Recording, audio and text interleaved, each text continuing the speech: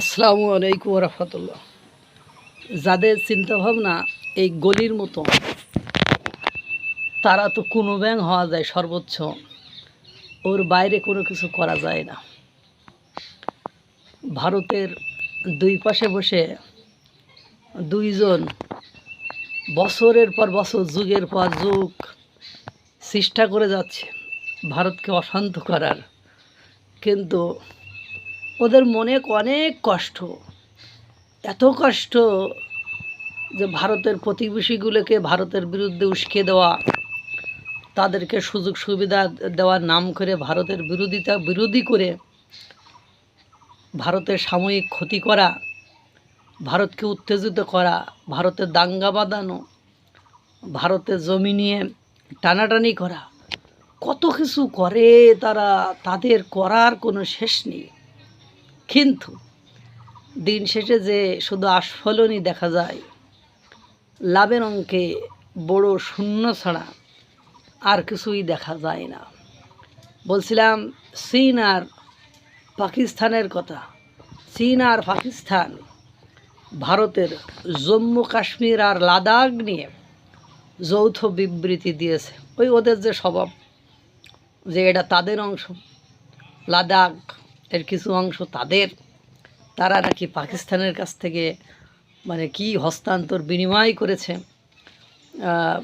বিনিময় মূল্য হিসাবে নিয়েছে। দিন শেষে যে আবার জোড়নো খাই, যৌথভাবে বিবৃতি দিয়েছে কেরা? পাকিস্তান আর কে? পাকিস্তান আর চীন, জম্মু কাশ্মীর আর লাদাখ নিয়ে। ভারতও রণবীর জয়সওয়াল তিনি বলে দিয়েছেন যে জম্মু কাশ্মীর এবং লাদাখ ভারতের অংশ ছিল, আছে এবং থাকবে। এটা আমাদেরই অংশ, আমাদেরই সব কিছু, আমাদেরই ভূখণ্ড, অখণ্ড ভারতের অংশ। সুতরাং এখানে মাথা ঘামায় লাভ নেই। ভারত পাকিস্তান কত চেষ্টা করে, কত রকমভাবে করে, কিন্তু দিন শেষে যে লাভের অঙ্কে শূন্য থাকে। আর এই চীন এবং পাকিস্তানের যে কর্মকাণ্ড, তারা ভারতের প্রতিবেশী রাষ্ট্রগুলোকে একের পর এক দেউলিয়াত্বের দিকে নিয়ে যায়, অসহায়ত্বের দিকে নিয়ে যেয়ে তাদের সাথে ব্যবসা বাণিজ্য করে একেবারে হিরোইনচি মরাঞ্চি মতো অবস্থা করে ছেড়ে চলে যায়। উদাহরণ শ্রীলঙ্কা, উদাহরণ নেপাল, উদাহরণ ভুটান।